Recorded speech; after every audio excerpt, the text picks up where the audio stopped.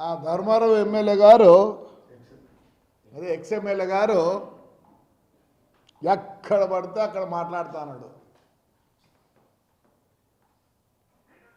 ఏమనుకుంటున్నాడో తెలియదు. Show off, ఆయనంతా show off. ఎందుకంటే ఆయన ఫ్యామిలీ టూర్కి పోతే కూడా ఫోటోలు మనకు బైనాకులాస్ తెలియదు, లేకపోతే సౌత్ ఆఫ్రికా తెలియదు, లేకపోతే సఫారీ తెలియదు. ఇంకా పైలట్ ఏదో ఎక్కినాడంటే దాని అంత షో ఆఫ్. ఏడు ఈ కూతలు. రాయలసీమకు పౌరుషం లేదు, మెడతో కొడతారు రాయలసీమ ప్రజలు. రాయలసీమని తొడలు కొట్టుకుంటాం. రాత్రి అయితే కారం ఎక్కువ తింటాం, తర్వాత ఫైల్స్ ఆపరేషన్ చేయించుకోవడం తప్ప ఇంతకు మించి చేసింది ఏం లేదు. ఊరికే ఉప్పు కారం తింటాం, లేని పౌరుషం చెప్పుకోవడం. అయ్యా మీ కుమారులు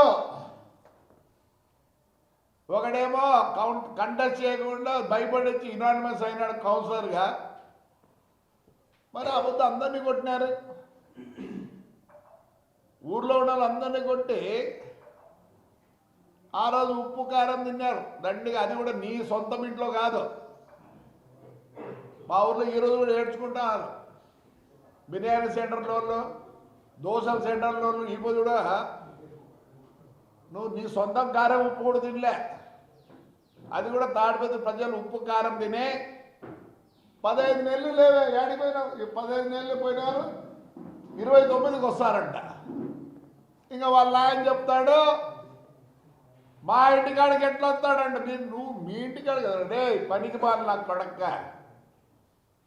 నీకు చదువు సంధ్య లేదు, డ్రైనేజ్ కాలం చూసేదానికి వస్తే మా ఇంటికాడికి ఎట్లా వస్తారా?